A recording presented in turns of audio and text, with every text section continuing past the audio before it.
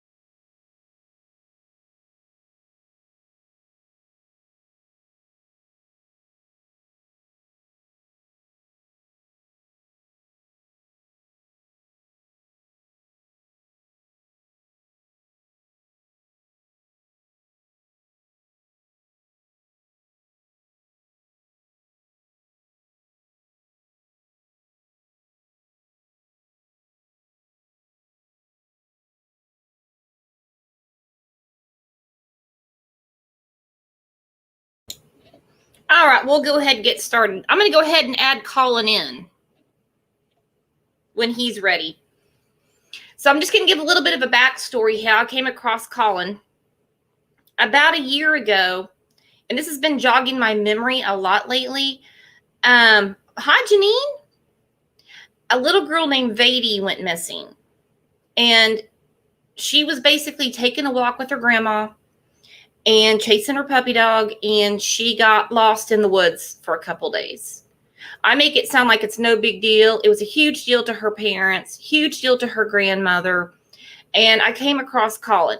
Never talked to him or anything like that, but I saw he was a news reporter. And by the way, Vadi's okay. She's recovered. Her parents did nothing wrong. Grandma did nothing wrong. It's kind of the story we would like to hear in all of these cases. Summer Wells, definitely. I mean, we've been talking a lot lately about Summer, and I've mentioned Vadi several times. This could happen. This could happen. I don't think it will. Jessica Nicole. Welcome, Jessica. We got new faces in here. I love it. So,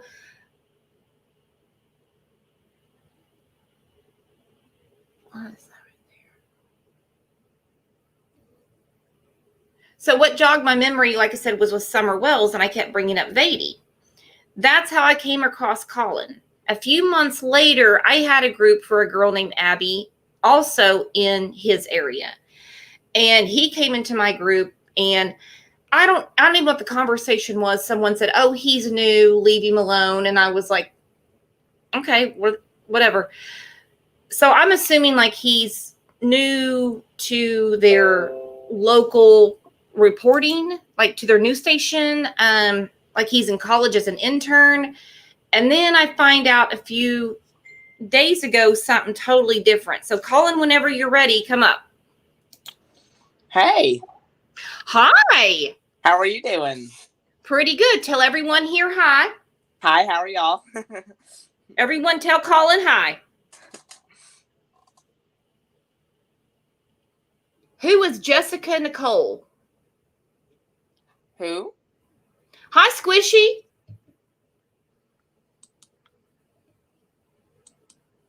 Yeah, don't worry about the chat. We have people that take care of that. Okay. Okay, so before we tell everybody your age and how accomplished you are, because by the way, that's going to blow everyone's mind. How did you get into this? So, in 2019, there was a massive destructive tornado that affected Lee County, Alabama, that killed, unfortunately, 23 people and injured at least 100. And unfortunately, that's what kind of all started this awesome, I wouldn't say awesome, but a wonderful drive for reporting the news. And such a tragedy has turned into such an amazing thing for me to help out the community, let them know exactly what is going on. And also in 2019, there's 2 officer-involved shootings in Auburn, both shootings injured 4 cops total. So 1 cop was injured at one scene and 3 cops were injured at another. One of those officers... Talk just a little bit slower. Okay.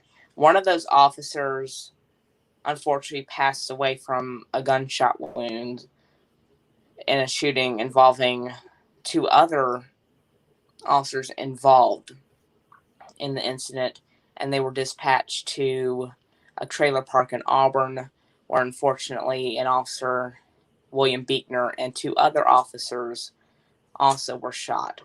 William Beekner passed away from his injuries. The 2 other officers are still, I believe, on duty today and have recovered very well. The suspect is still behind bars.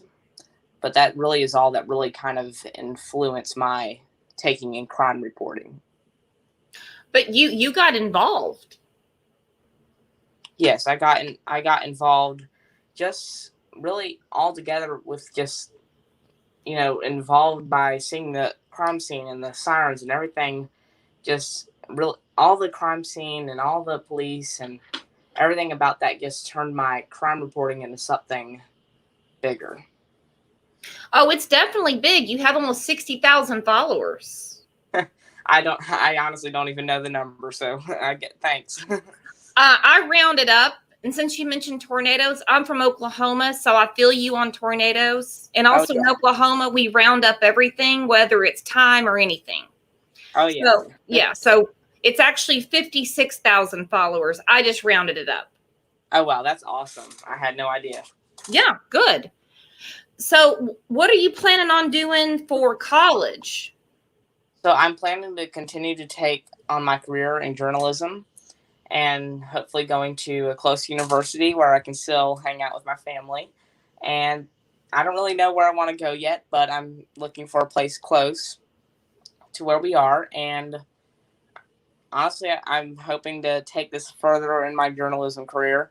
And even if it's a possibility, if I don't stick with journalism, I want to be something involving homicide detective. So, like, you might even go into criminal justice? Yes, possibility. Uh-oh, someone just wants you to be president. I agree. I agree. I could never, that's for sure. I could never be a president. Oh, sure you could. We could all give you tips. Yes, I'm sure, but I don't know if I could take that position. So recently, a case that happened in your community, I'm going to butcher the last name, but it's a father named Caleb, and he murdered his 5-week-old baby. Yes. So, fortunately, I can't talk much about that. No, I understand. Just For people who don't know, if you could just kind of give them the rundown. Yes. So in November of, I believe it was 2020, the sheriff's office in Russell County were called out involving a traffic incident that happened on Highway 165 in Russell County. And unfortunately, when they arrived on scene, they discovered a baby, I believe in the 5-week-old range, that was suffering from critical injuries. Unfortunately, at the hospital, the baby unfortunately passed away from their injuries. Now, according to police, according to the sheriff's office, after further investigation,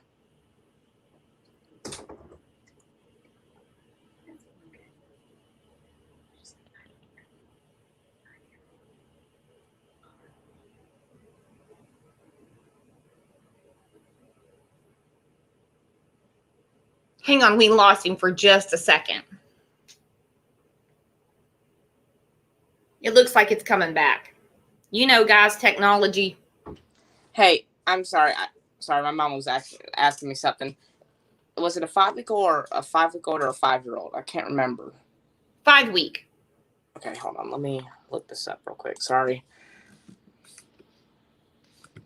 So, yes, I believe you're talking about the Highway 165 incident in Russell County. I saw it on your page. I saw, that the father, he killed the 5-week-old baby. The mom was on TV. They put the father in jail. A few days after, I think he was at a convenience store or something when he called 911. Okay, so yes, it's a 5-year-old that was unfortunately passed away. I guess I'm looking at this now on my records. So I'm not trying to miscorrect you or anything. I just was trying to find my records on it. So yes, the sheriff's office in Russell County were called out to Highway 165 in November of 2020, where they discovered a 5-year-old unfortunately suffering from critical injuries. The child unfortunately passed away. And I'm looking at my records, and the 5-year-old has been identified as Austin Birdsey. So, according from what I understand, again, some new developments have come up, which unfortunately I can't really talk about due to the nature of the incidents that have occurred after an interview I have done with the attorney. Right. But yeah, after there was an accident on Highway 165 in Russell County, which unfortunately led to the passing of 5-year-old Austin. The investigators haven't yet determined any new information. They claim Starr stated to investigators, which is the suspect in this case, stated to investigators that he lost sight of Austin in the rain, and unfortunately minutes later he discovered that Austin was actually suffering from critical injuries in the road after being hit by a car. There hasn't been any other charges, any other updates since last I've heard of. But that's pretty much all we know right now in this case. That's the latest that I have been able to determine from investigators. Right. This gentleman named Cody says, please mention my friend's baby. Do you know what that's about? Does he have a name? I'm able to, if he gives me a name, I'm able to probably find out some information for him. I don't know. I'm guessing it may be this case, maybe. I'm not really sure. And now, like I said, I don't really report on natural causes. So if the baby did unfortunately pass away from natural causes, then I can't really release anything about that. But if it's a homicide or accident or something along the lines of that.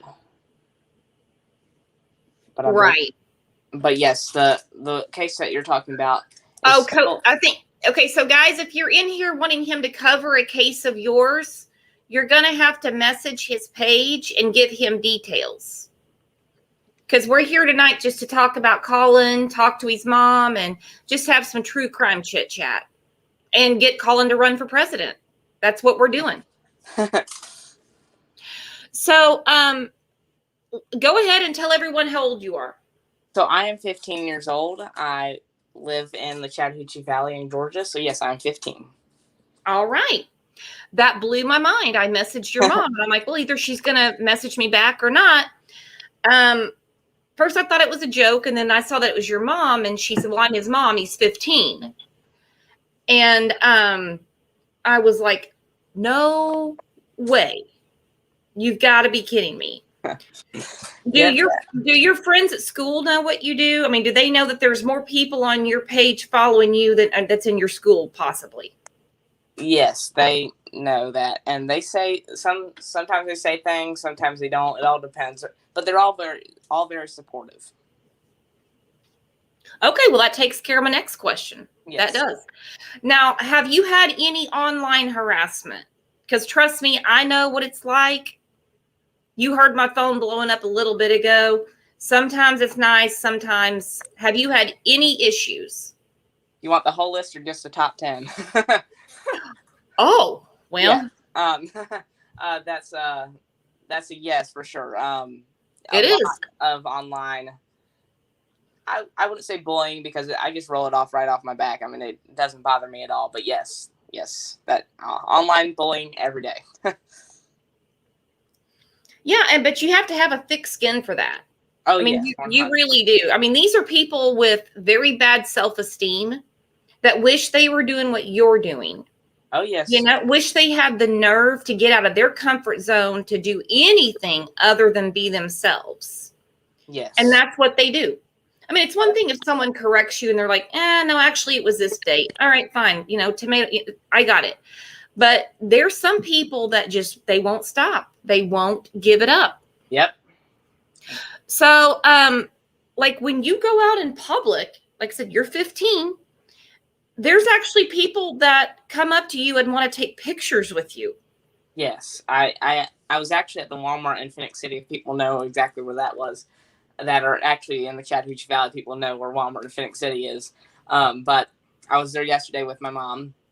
And we were going by, and this person stopped by. I never fortunately got her name, but you know, she came over, gave me a hug, and was like, "I want a picture with you." So you know, we did a picture, and yeah, I mean, it's nice. It's wonderful that you know I get to see these people come out and appreciate me for what I do, and I guess I really do like that people trust me with my news. And yes, I get comments a lot while I'm walking, good comments when I'm walking in the store. So it's nice to just be there. And I'm like, oh, nice to meet you, you know, because I never meet these people up and close personal, you know. I always meet them through social media or through Facebook Messenger or something along the lines of that. So it's glad to see these people out wanting to actually come by and stop and say something. That's super nice. I'm glad everyone, for the most part, is being very supportive. Yes, so far. Because, you know, when you do something kind of, you know, especially public, you know, you're fair game. It doesn't matter how old you are. These people get insane. They just really do. Oh, yes, 100%. Trust me. So what cases nationally are you following? So I'm currently I'm currently working on the Miami building collapse that killed at least 90 plus people so far. They found several bodies recently in that building collapse. I've also been covering the Summer Wells case in Tennessee. That's one of the things that I've recently covered. I've also covered the 6-year-old that unfortunately passed away while swimming in Panama City Beach. A while back, I was covering. Now, real quick, let me interrupt you. We have a live tomorrow about summer at noon. Okay. So you're in Georgia. That'd be 1:00 your time. Okay. So whatever research you have, because I've got like 6 pages worth of notes of just crazy stuff that's been going on the last few days. So please feel free to join. Okay. Yeah. I'll try to see if I can look into that. I'll try to get some details, and I might be able to join tomorrow.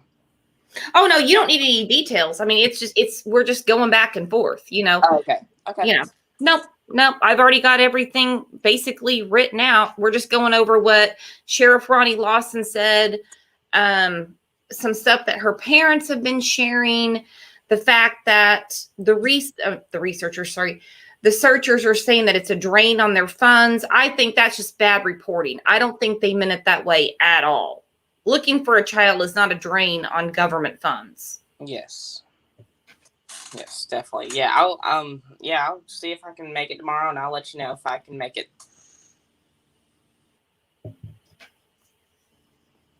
All right. So besides that one, what you got?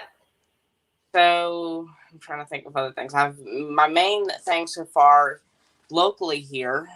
Unfortunately, this morning, as many of our Columbus and Phoenix City and local Chattahoochee Valley residents know, a man identified as Ronald Barksdale unfortunately was hit by a car on Veterans Parkway near the Arby's in Columbus. Unfortunately, he passed away from his injuries, blunt force trauma to his head and torso. Now, according to Muscogee County Coroner Buddy Bryan, that Muscogee County Deputy Coroner Elizabeth Allison pronounced Ronald Barksdale deceased on scene at around 6:30 a.m. He suffered blunt force trauma to the head and torso, and they're sending his blood for toxicology report. And that's all I know right now. I've also been covering pretty much all the homicides, and I believe the homicide count now is 39 in Columbus. So I've been covering all the 39 homicides in Columbus since January 6th all the way to now. And unfortunately, it seems like these numbers continue to uptick here locally. That's what I've been covering. I don't think I've ever been through Columbus, Georgia. What's the proximity of Columbus to Atlanta? So the proximity to Columbus to Atlanta is about an hour, 30 minutes. And I believe hold on, let me try to zoom out here. Let me see if I can zoom out on my map. So from Columbus to Atlanta is about, let me see. Are you talking about the number or how many miles it is away? Oh, I'm just trying to figure out like how far it is. I don't know exactly how far it is away from there. I'm just trying to figure out like northeast, northwest, south, Oh, it's about, I would say it's about, if I'm looking at Atlanta from Columbus, it's probably northeast. It's about probably. So kind of up there by Dalton, Georgia, up by Tennessee. Pretty much, yeah. It's kind of weird because it's near, I'm trying to think, it's around Fulton County, Clayton County, Georgia area. And it's about an hour 30 minutes to 2 hour ride from Columbus to Atlanta. Is everything an hour and a half from Atlanta and Georgia? I've always wondered about that. I don't think so. It depends on exactly where you are. So like Columbus is about 2 hours, an hour and 30 minutes. Noonan's probably about an hour. Albany's probably about 3, maybe 2 hours and 30 minutes. Savannah, Georgia's got to be probably 3 to 4 hours.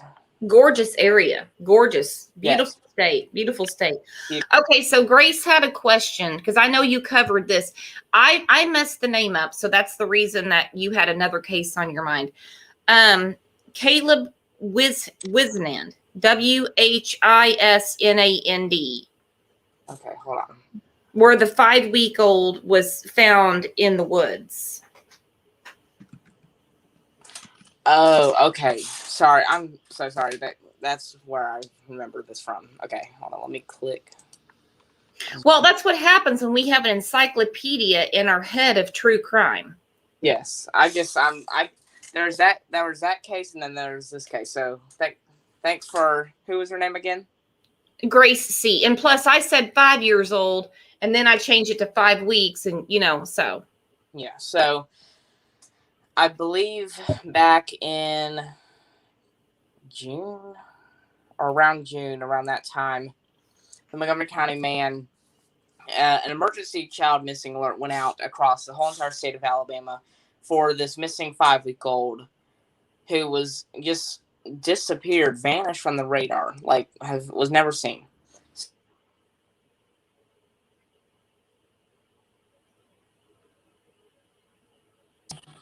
Sorry, someone was calling me. So a 5-week-old disappeared. His name is Caleb Wisnand Jr., I believe. So Authorities discovered later, after the press conference, the parents went out to a press conference, did a press conference with the media, and everyone had their own little opinion of why the parents were acting so strange. And for about an hour, 40 minutes later, Montgomery County Sheriff's Office discovered that the 5-week-old, the Montgomery County man, who was I believe the father of the baby, apparently killed the baby and led investigators to the shallow grave where authorities say he buried the 5-week-old after killing him by blunt force trauma. According to the testimony, and this is from Alabama.com's Carol Robinson, who's also a crime reporter in Birmingham and a public safety reporter. According to that testimony, but that's in Alabama, correct? Yes, this is in Alabama. Okay. According to that testimony, the baby's mother, Angela Gardner, was also at the site with police when they discovered the body. And Wisnan, according to the testimony, according to Carol Robinson, Wisnan ran to her, hugged her, and said, "I'm sorry." And this was after the press conference. So right after the press conference, they discovered the baby in a shallow grave, killed from blunt force trauma. And now the Montgomery man, who's identified as Caleb Wisnan Sr., is arrested for capital murder. I'm trying to scroll down. It won't let me. So I believe that's the case that we're talking about. Yeah. Well, that's disgusting what he did. Oh, yeah, I mean, how can you wrap your mind around these intense cases with your schoolwork, with everything else going on, getting ready for college? Because I followed true crime for years and years. I mean, before you were born. All right. Yeah. And it becomes just like you wake up at like 2 a.m. You're like, okay, I'm going to solve the John Benet Ramsey case right now. I'm ready to roll. Oh, yeah. 100%. That is, I honestly don't know how I wrap my mind around some of the things I see on a daily basis. It blows my mind, the things that I've seen. I don't know what it is. I guess, yes, I was fazed by it at first, don't get me wrong, but now it's just kind of this, like, you see it every day almost. And you never get used to it. And it's completely horrible, completely sad. It's just, it's awful seeing human depravity. Yeah. And it's rare to see someone at your age, take a step out and say, you know what, I'm going to expose this stuff. I'm going to talk about it, because people are so desensitized. I mean, the news and Pulse is coming on in 30 minutes. I'm going to, watch, things about murders and everything like that. And I'm just going to sit there and eat Chiefs Puffs and watch it. Yeah. That's how desensitized people are. I mean, I am pretty much, that's what I do. That's what I do for every single day is I get up. Like this morning, I received 16 Facebook messages, 10 phone calls, 3 texts, all about this pedestrian that unfortunately passed away today. That's what a crazy morning looks like, is that 16 Facebook messages, 10 phone calls, 5 text messages, 3 messengers. It is crazy. But I'm used to it now. Like I'm just like another morning, that's just, I hate to be like that, but it's the way I wake up. It's every morning. Yeah. I'll show you some of my messages. I can't believe the stuff that people send. I'm like, oh, or they're like, can you cover this? That's why I saw these chats come in. I'm like, whoa. He's not here for that. We're just discussing. Yes. Hence why a bunch of people just jumped off. That's okay. Yes. I mean, I understand that, they want some news to be covered, but unfortunately it depends on the type of situation. I always look out for my safety and other safety before I post something. And if I don't, I delete it right after. Well, you are wise beyond your years, because that's extremely important. Because I've dipped my toes in some waters, and it's not a good idea to insert yourself in any situation. That's why there's so much stuff not covered anymore. That's why you just read about it online. Like, I mean, the mainstream media really doesn't cover true crime anymore. They talk about the Daybell case, Chad Daybell and Lori Vallow. They'll talk about that. But other stuff, I mean, it's like a blip and they're done. Yes. And some people, actually on my page, this is part of the hate messages I get. Some people hate when I keep on copying the same story and over again, but they don't realize it's an update to the original post. So there may be 4 posts about that same incident, but each post has an update. And I mean, that's true crime for you. You will get an update every minute. That's part of how true crime works. Well, they're idiots. They're goddamn idiots, Colin. Let me tell you why. When I post, like, I'll recycle an article. You know, I'll put it up there. And what I'm putting up is, it might be the same picture, but I'm like, look, guys, it's a different date. Yes. Something different's going on. Yes. And Who for some reason, was Anaya? Anaya Blanchard? Yes, I believe so. So Anaya Blanchard was a teen who was going to Southern Union Community College in Opelika. And in October, around November, maybe even September, sorry, my computer shut out, so I can't even look at my computer right now.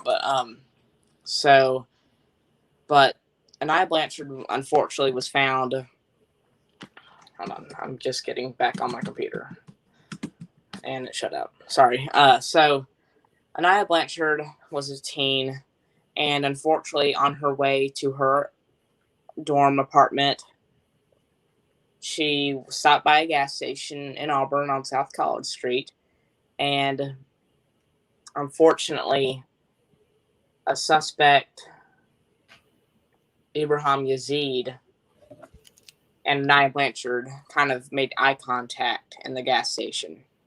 Moments later, from what we understand, Ibrahim Yazid, from what I've gathered, Ibrahim Yazid took Anaya Blanchard, put her in her car, and traveled down into Montgomery, Alabama, where after multiple interactions with different people, different things, Anaya Blanchard went off the radar, from what we have been told. Anaya Blanchard, after a month-long search, nearly a month-long search for Anaya Blanchard, I believe it was a month or 2 month long search. Hold on. Sorry, I'm looking at my record, so I make sure I get this information right. In these cases,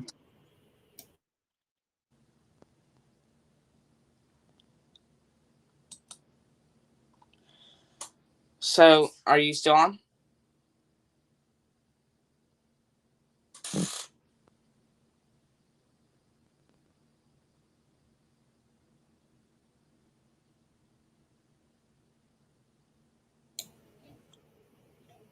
Hello? Hello. Sorry, I didn't know if you were still on or not. I couldn't hear you. Oh, absolutely. Yeah. Okay.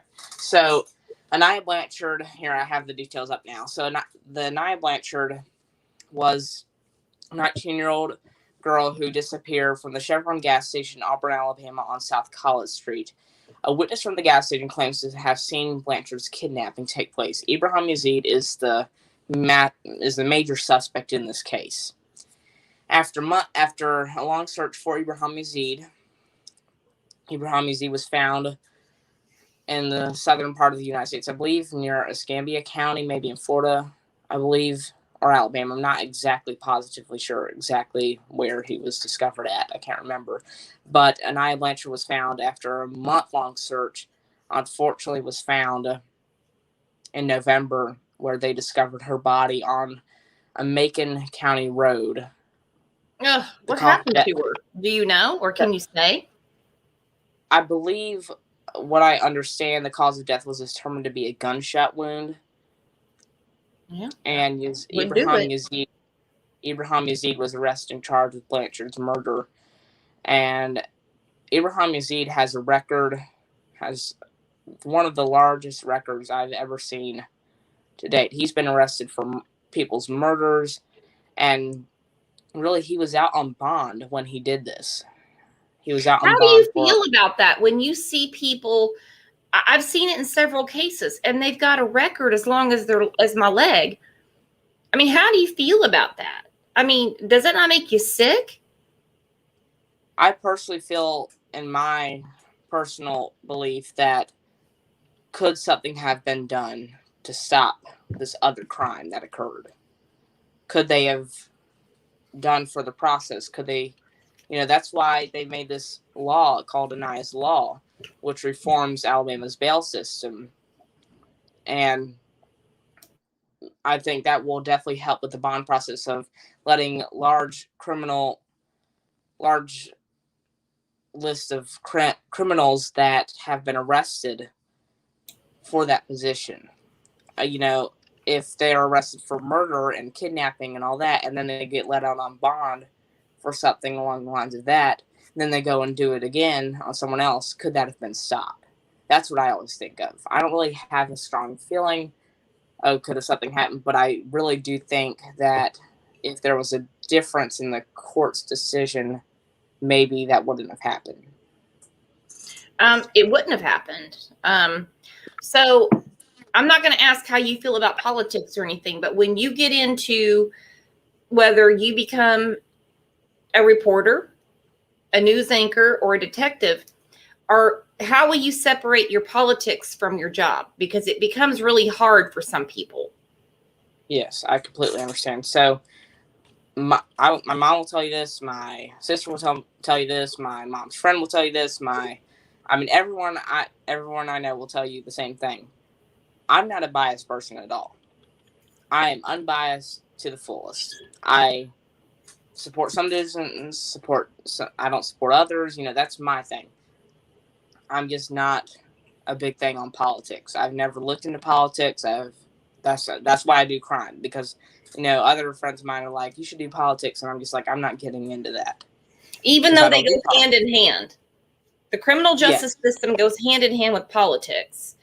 Yes, but count yourself lucky. Don't get into politics. Yes, because I've gotten to when I first started to cover COVID-19, I knew that just crime was my thing. I just couldn't. I know how bad COVID was, and I couldn't report a death every day, and I do that with crime, but not every hour of the day, Well, there's a murder every hour of the day, and that's for certain. But for some reason, people that like we speak to, they understand crime. Sickness, they don't understand. Or yes. it scares them because, anyone can get sick, but not everyone can get murdered. Does that make sense? Yes, 100%. That's my thing. I unfortunately, and some people are sad that I don't report politics, but I try not to get into that because I'm not a person that's biased. I'm just not. Everyone will tell you the same thing. That I'm just not a biased person. I believe in certain things. Don't get me wrong. I don't put my politics or my decisions and stuff in my reporting. That's just not who I am. Well, you can't. You have to be unbiased unless you work for certain networks. So what news anchors do you, or who do you look up to? So, it's hard to tell. I looked up to a bunch of our local people. Unfortunately, some things have happened in between of that. But, I've definitely looked up to a couple people. I really journalists anymore. I look up to my friends and my mom and my people who are not even in journalism. I just look up to them because they make good choices and they're good people.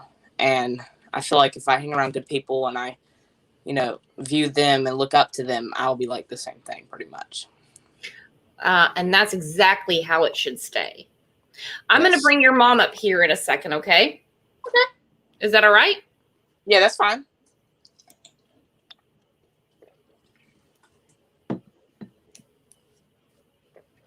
I've got her up. She's got to unmute her mic. I'm Hi, here. Lori. Hi, hon. Hey, hey. Hey. So hey, I think in the other room.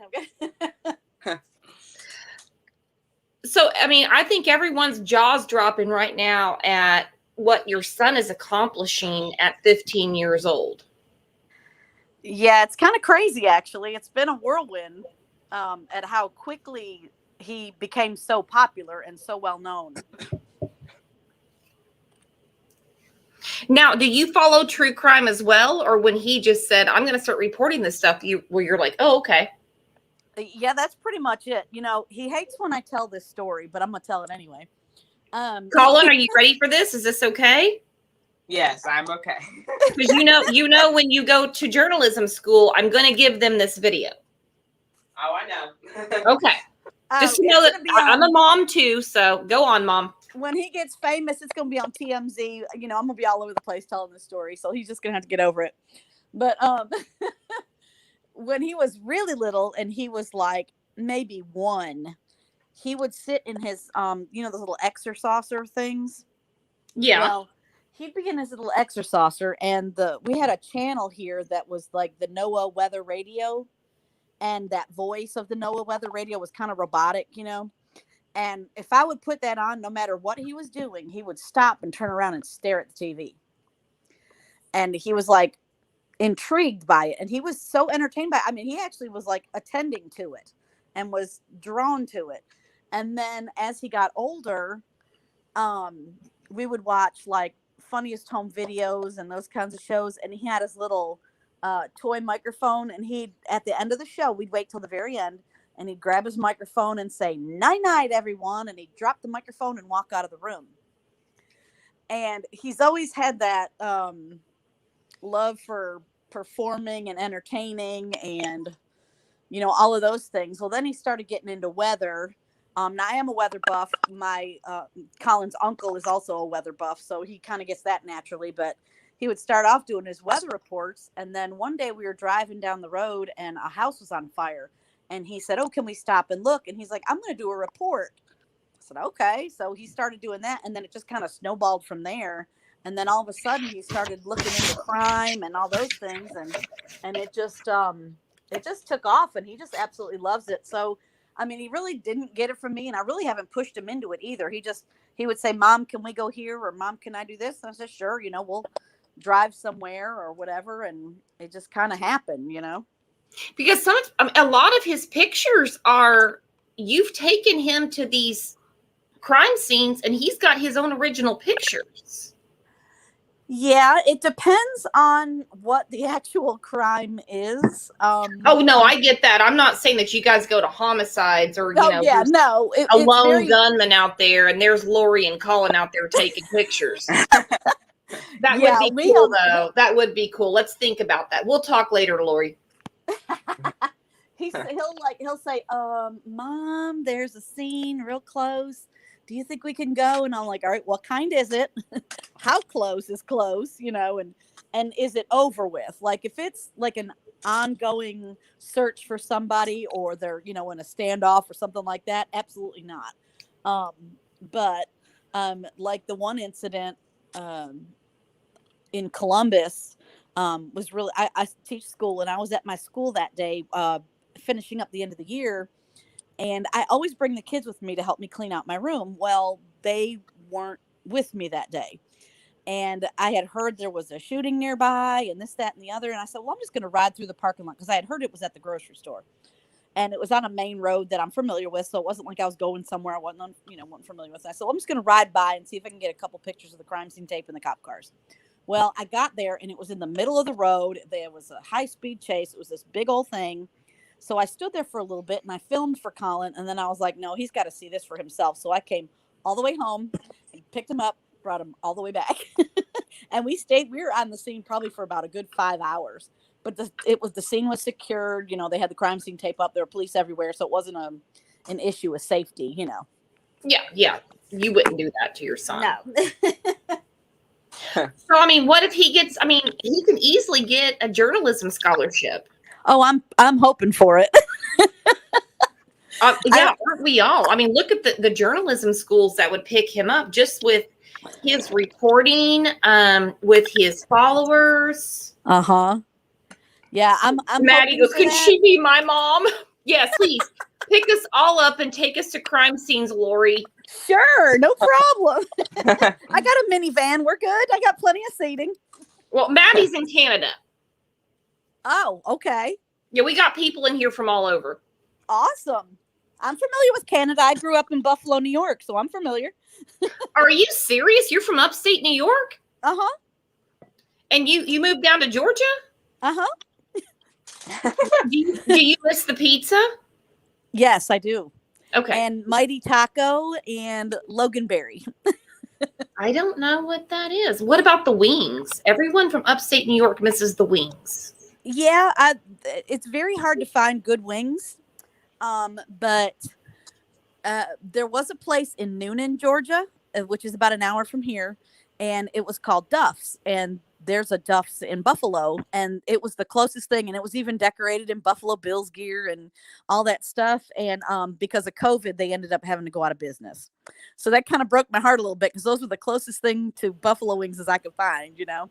If you had told the people in Buffalo they stole their name, they would have drove down there in Mafia Bill style and burnt down that restaurant. Actually, I think the people were from Buffalo, so it was okay. Okay. But yeah, my husband's from upstate New York. Really? And he killed me with pizza when I lived up there a few years. Uh-huh. So now, like, if I want to order a pizza, I'm just like, I can't fold it. Yeah, it's definitely different. I love living down here because I don't ever want to shovel snow again as long as I live.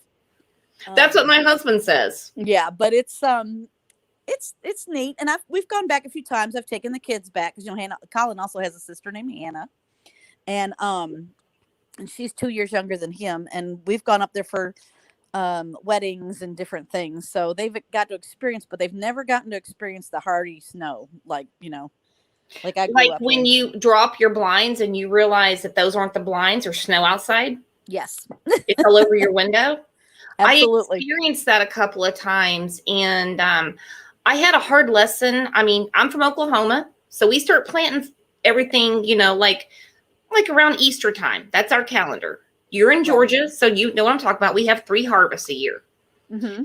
And in upstate New York, my husband goes, snow is the worst, but yeah, snow's bad. My husband was like, nah, don't do that till after Memorial Day. And I thought, are you crazy? May 1st. Are you crazy?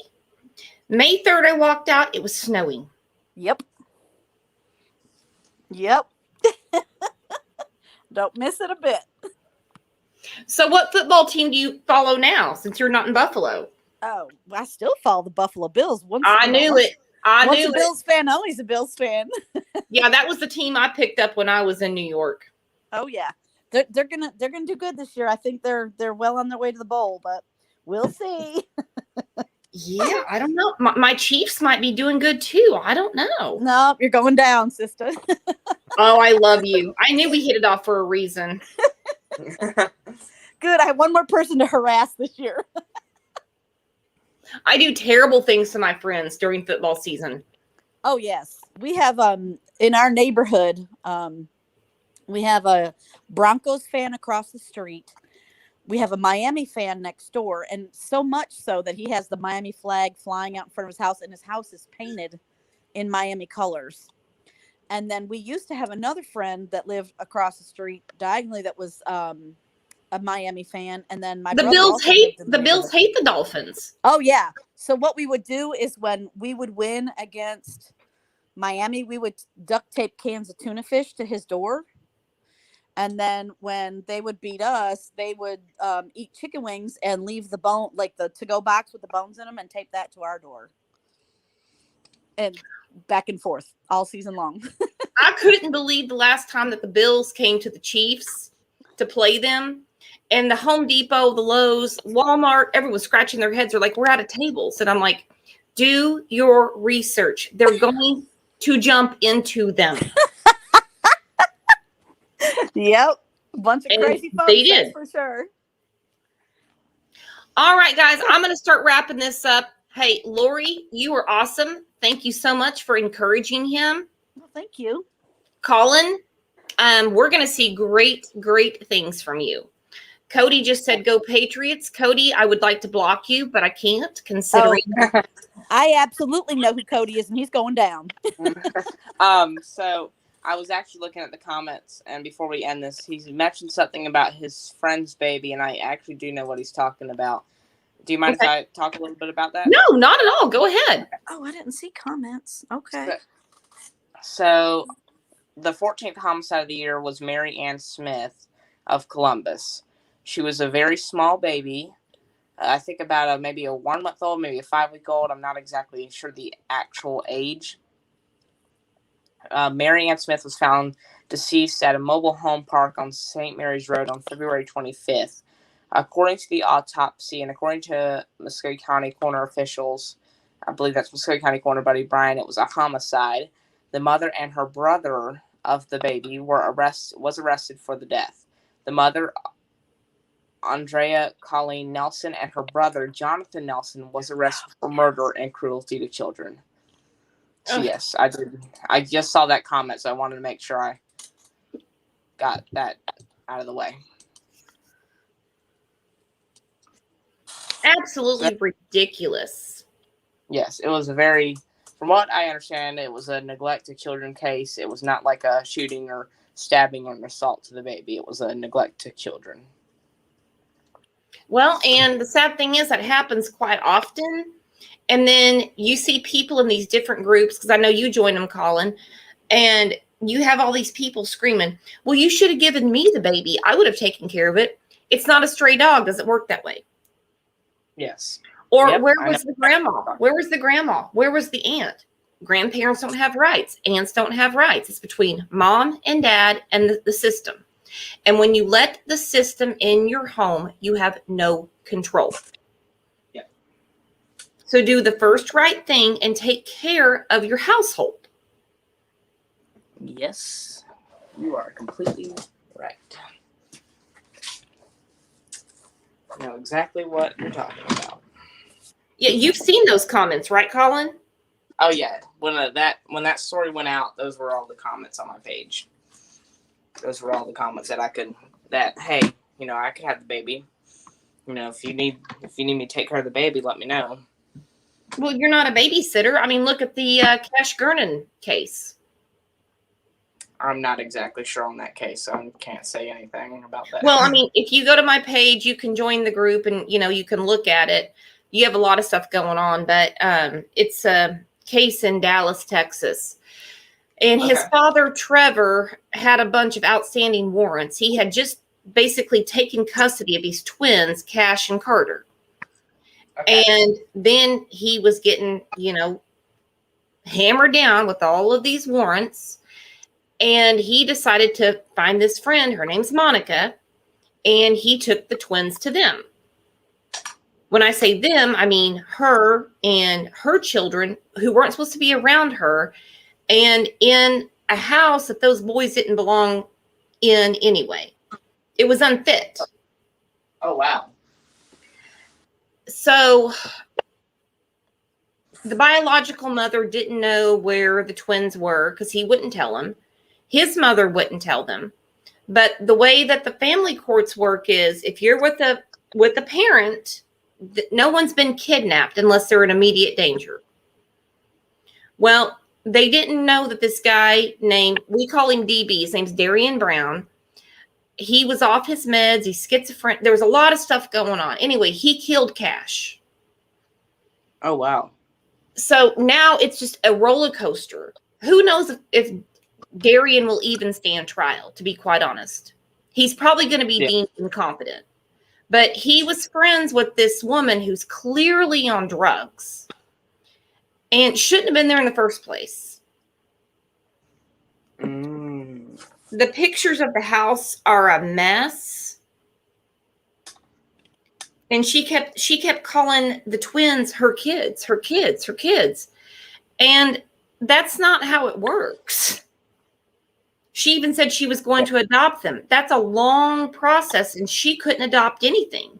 She couldn't adopt a rescue animal. She has no money. She's not fit. Yeah. Gosh, that's awful. Oh, it's awful every day. And like I said, all we see, hi, Kane. What we see are these comments coming through with these people saying, oh, I will take the kid.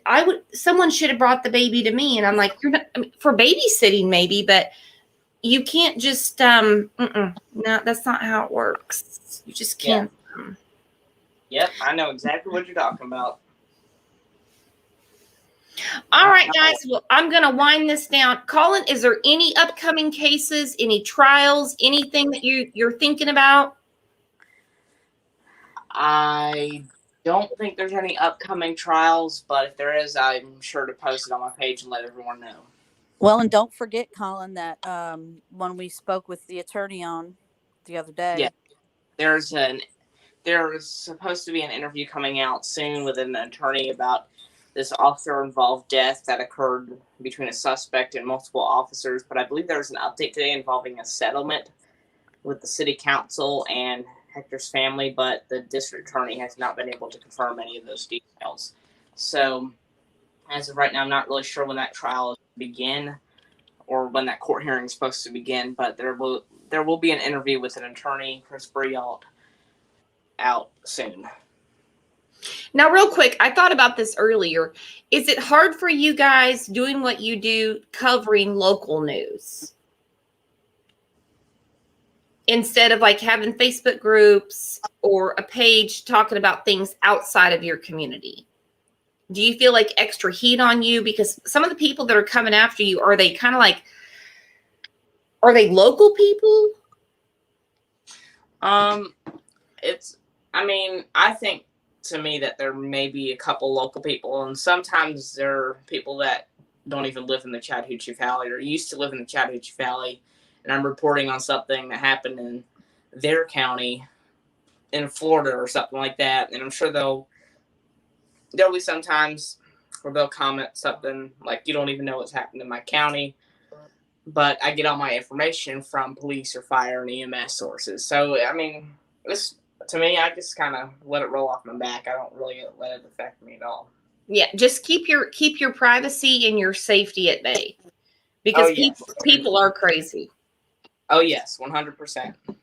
All right. Well, like I said before, we're going to keep up with your career. Awesome. And good luck to you. Reach out anytime. Like I said, check our schedule.